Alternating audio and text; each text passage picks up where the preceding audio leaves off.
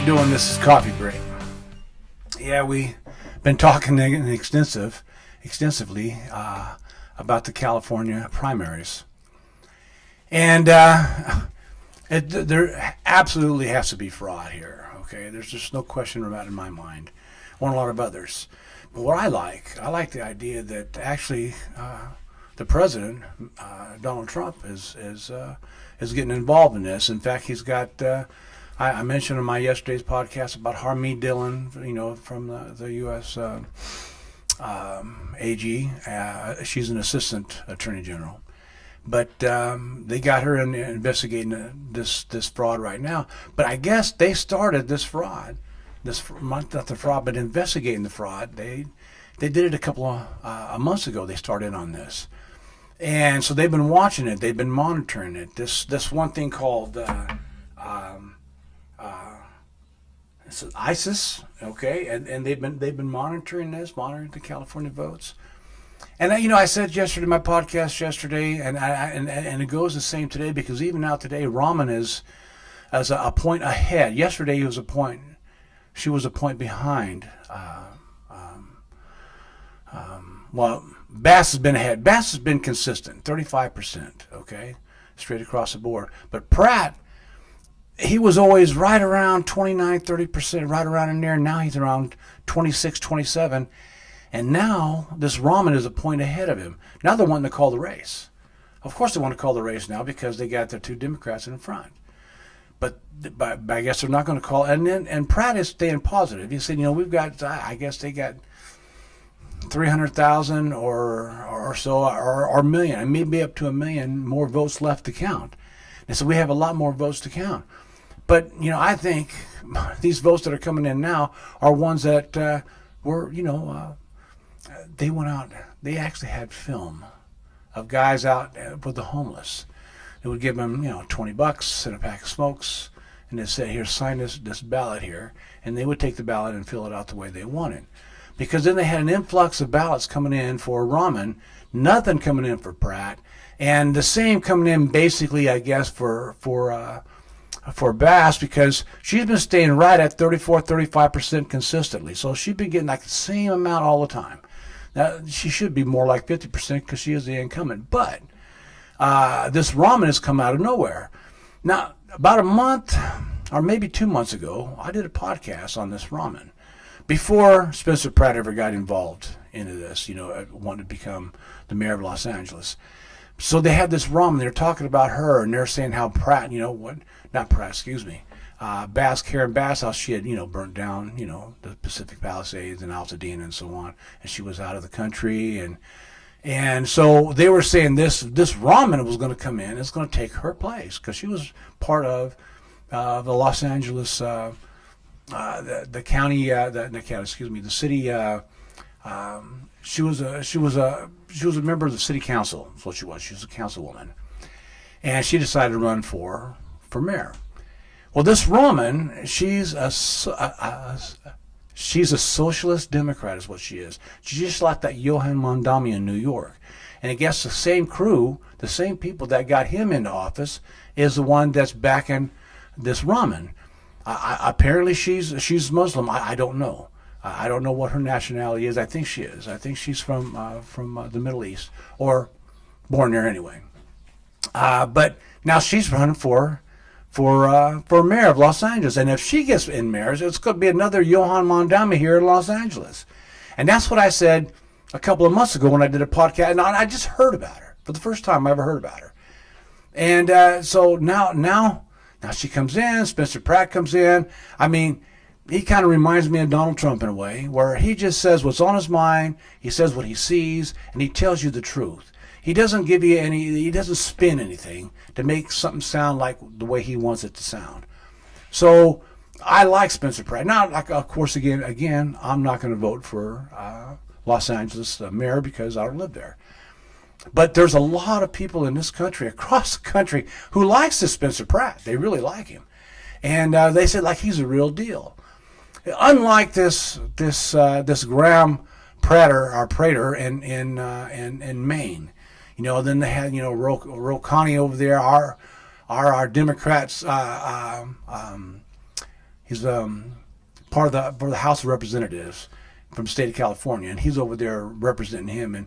But now he's kind of backwalking what he said about this Prater. We'll see what happens there. But you know what? I'm all for, things happen to people, during the course of their life, and you've done things that may not be so nice. But when you've done things and you keep doing things, and here just lately, he's been married, 2 years? And now he's been out texting these other women, sex texting these other women, younger women, don't even know if they're of age. But now this has been something that he's done here lately. And even, Fetterman, the congressman, the Democratic congressman from Pennsylvania, he doesn't care for him too much. What is he? I forget the name he called him. He's got a handle that he called himself on this fix or something like that, on this platform. Anyway, he's not crazy about this this guy in this Graham Plattner. But anyway, people have done things over their lives that and they've reconciled, and they said, well, I've done things like, I can say myself. It's like in my life, in my younger life, I always say, and I still today, I don't lie. Okay, I just don't lie. Now, there have been a couple of times over the years when I was younger where I have omitted a couple of things, but I just didn't say something because what I had told was the truth, but I omitted something that actually added to it but didn't need to be told, okay? It wasn't going to change the outcome one way or the other. There have been times when if I say I don't lie, well, then I'm lying, because everybody's lied. I don't care who you are. Everybody's lied one time or another. But that's just something when I was younger, I probably did that, I was in my teens, because I didn't know any better. But now, I'm 65 years old.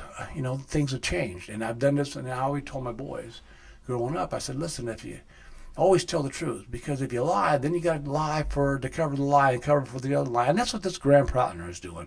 He's one lie after another. The only thing I like about Plattner, if you want to say I like about him, is the fact that, simplify, I'm a Marine, and so is he. But I don't think he's a very good Marine. When he talks about other servicemen, I don't care what service you're in. I got all the respect for all the services, all the branches. I'm a Marine. I think we're the best, but I got respect for all of them: Army, Navy, Air Force, Marines, of course, and the Coast Guard, and now the Space Force. I got all the because it's all a volunteer military, okay? But and so you go back to this Spencer Pratt.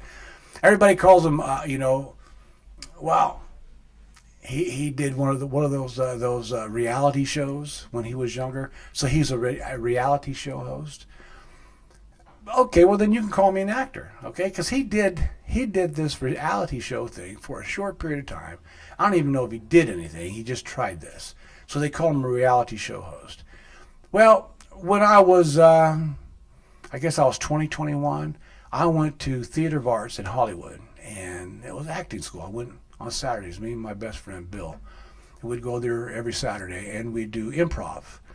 And there were some B actors that would come in there, and they'd brush up on their acting, and so we got to do improv with these guys. And so I guess because I did that, you can call me an actor. I never got a job acting, but I tried it. Okay, and I tried to learn anyway, and it was fun. And I was also, I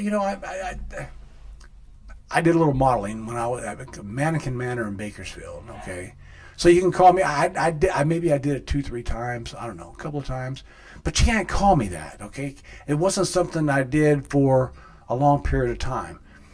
And this Spencer Pratt didn't do this reality show for long. He just did it for a short period of time in his 20s when he was younger, like I'm saying it, like I did. So you can call me an actor because I went to school, but you can't because I never really did it. But this Spencer Pratt never really did reality shows, and if he did, maybe it was just for a short period of time. He's done other things since. But this guy here, he's a real deal. He tells you the truth. He tells you what he sees, and that's what he's running on. And I think the fraud is in, and I think it's been set in for a while. And I think there was this guy, let me see his name, Bill Asaley, okay? He was part of he counted up the votes back when Karen Bass ran on the last run. Well,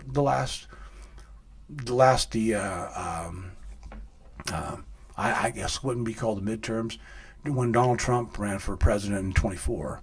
So so he belonged to the voting. He counted up the votes, and he saw some anomalies, some things that weren't right there, and so he was blowing the whistle, and he was saying, "Hey, this stuff isn't right," and he brought this stuff to his supervisors. So they said, "This is nothing. This you're wrong here." Whatever they said to him, and then they dismissed him. You know, they fired him from being part of that, being part of the process. Well, this year he's not part of the process, but he's doing it on his own, and he's blowing the whistle again because he's found some anomalies. Well, one thing, like this one guy, just one guy they caught, I guess, and they just said, "Oh, one guy's doing it." But it's been doing, a lot of people have been doing it. This is where they're harvesting the votes. They're going to the homeless people, and like I just said that, you know, give them some money and a pack of smokes, and they have them sign a ballot. This has been going on, but there's other things that have been going on. That's where the U.S. Attorney General Harmeet Dhillon is, and Donald Trump, President Trump is on this, and they said, why is this going to be any different? Why is this going to change anything? Why is it going to change the vote here in the state of California? Well, because they have more eyes looking at them now, because of what's been going on for a lot of years, and now they're catching them. And nobody's like this Bill O'Saley. They didn't fire him. Well, they fired him last time, but now they got the President of the United States and his DOJ looking at this now. And so I think, and even though Spencer Pratt, he's being positive, and so is Steve Hilton. Even Steve Hilton has dropped a couple of points behind Becerra, which is just amazing to me, because Becerra, when he started off this race, he was like at 4%, and now he's leading the way. They already checked him, saying he's going to run, you know, for the final run, whether it's against Steyer or Hilton. But Hilton's dropped down, where Steyer's only like 3 or 4 points behind him now. So you can see the fraud. You can see this stuff happening. This stuff is going. I mean, come on. Now, yesterday was 5 days. Today's 6 days, and they're still not done with the count. But these other guys, especially this Rahman, she came out of nowhere. Becerra came out of nowhere, because that's.